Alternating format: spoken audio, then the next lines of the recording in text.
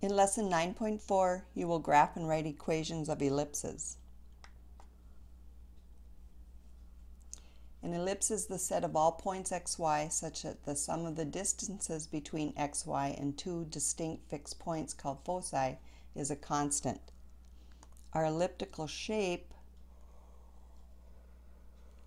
looks like this on the coordinate plane. The planets in our solar system travel around our sun in an elliptical path.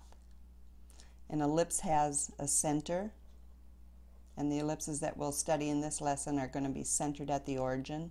Again, center is HK, and in this case both H and K are going to be 0. So our center is at 0, 0. The vertices of an ellipse are the endpoints of a major axis, and they're located A units from the center. So this vertex is at A, 0, and this vertex is at negative A, 0. The covertices are B units from the center, and they're the endpoints of a minor axis. So this one's at 0, B, and this one's at 0, negative B. Now the major axis is longer than the minor axes. So A is always greater than B, and because they're both distances, they're both greater than 0. The foci of an ellipse are located on the major axes, and they're a distance of C units from the center. So this foci is at C0, and our other foci is at negative C0. Okay, now to find that distance C, we use this equation. C squared is equal to A squared minus B squared. Now any point xy, by definition, any point xy on this ellipse is a distance, the distance from that point to both foci, the sum of those distances is constant for any point on this ellipse. That's what forms this elliptical shape, keeping those distances, the sum of those distances, constant.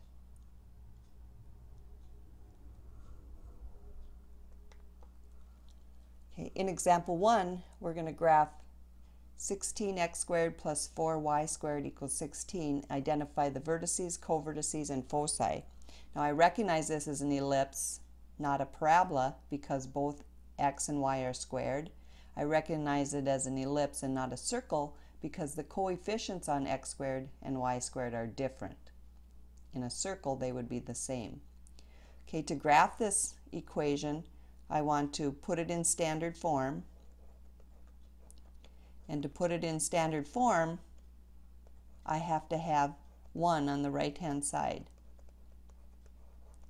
So in order to get 1 on the right-hand side in this equation, I'm going to divide both sides by 16, distributing on the left, so I'm dividing every term in this equation by 16.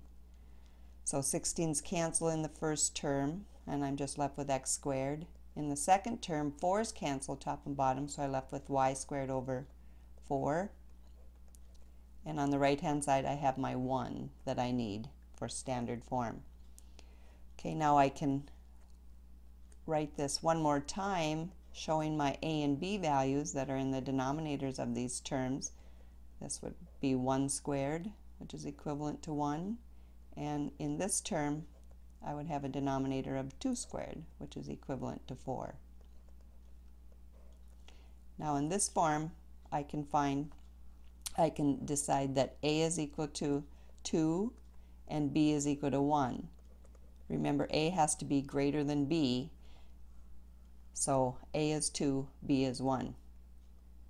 And because my greater value squared is found underneath y squared, I know that this ellipse is going to have a vertical major axis rather than a horizontal major axis. If my larger value squared were found underneath x squared, then I know that I would have that horizontal major axis that we looked at on the previous page.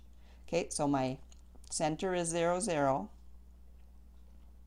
My major axis is vertical, and my vertices are going to be a distance of 2 units on either side of my center. So I'm going to go and label my axes, stretch it out a little bit.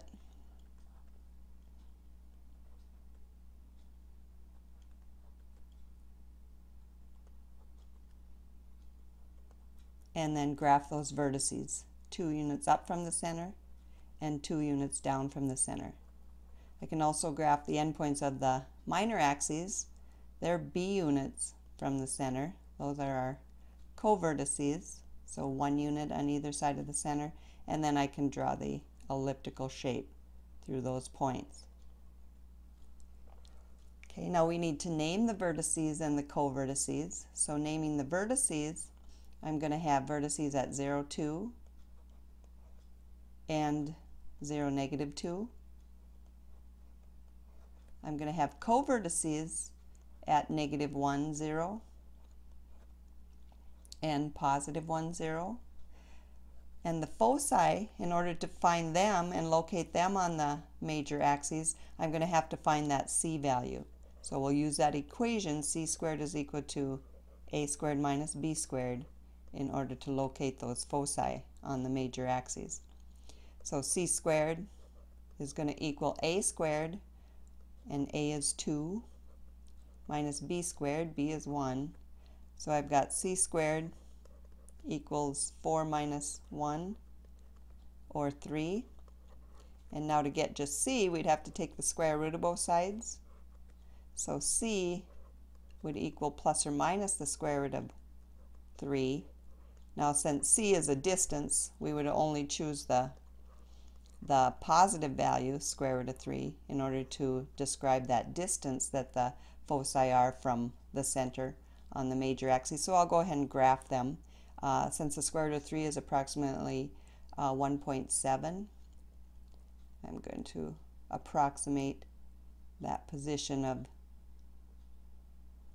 those foci on the major axes. Okay, and then name the ordered pairs that identify the foci. They will be at 0, the square root of 3, and 0, negative the square root of 3.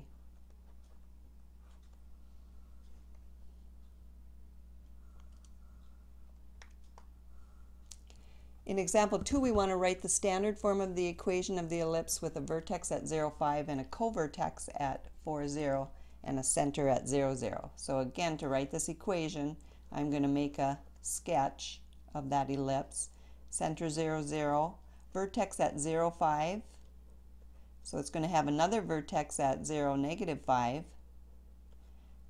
Co-vertex at 4, 0.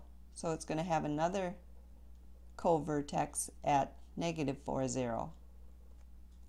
So I can sketch this ellipse, and it's going to have a major axis that's vertical because the major axis is longer than the minor axis, and since the vertices are a units from the center, I know a is equal to 5, and I also know that b is equal to 4. The co-vertex is b units from the center. Okay, because it has a vertical major axis, I know the equation is going to be in this form: x squared over b squared plus y squared over a squared is equal to 1. So all I have to do is substitute in the a and b values to write the equation. B is 4. B is always smaller than a. It's a vertical major axis, so my larger value squared is underneath y squared, and that's 5. Okay, so cleaning this up, I'm going to square those values in the denominator. I'll get 16 here and 25 here. So that's the form that I want to leave the equation of this ellipse in. In example 3, we want to write the standard form of the equation of the ellipse with a vertex at -6, 0 and a focus at 3, 0 and a center at 0, 0. So again, I'm going to make a sketch of this ellipse. Has center 0, 0, has a vertex at -6, 0, so it's going to have another vertex at +6, 0. It has a focus at 3, 0, so it's going to have another one at -3, 0. Okay, now I don't know my b value. I don't know the distance of my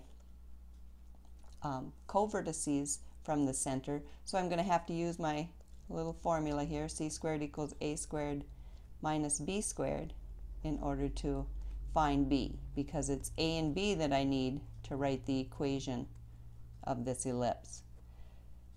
So c is the distance that the focus is from the center, so that's 3. And a is the distance that the vertex is from the center, so that's 6. And all I need to do now is solve this equation for b. So 3 squared is 9, 6 squared is 36. I'm going to add b squared to both sides, and I'm going to subtract 9 from both sides, so that b squared is equal to 36 take away 9, looks like 27. And then I'm going to undo that power by taking the square root of both sides. So I find out in this equation b is equal to plus or minus the square root of 27. And I know 27 factors into 9 times 3. And if I take the square root of 9, I get 3. And I'm left with the square root of 3. So square root of 27 simplifies to 3 square roots of 3.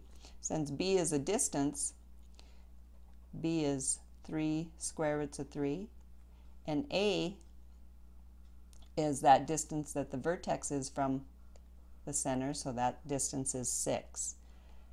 Because we have a horizontal major axis in this ellipse, the standard form looks like this: x squared over a squared plus y squared over b squared is equal to 1. And I want to substitute in my a value of 6 and my b value of 3 square roots of 3, or I can substitute it in as the square root of 27, because I'm going to square it anyway and clean up this equation.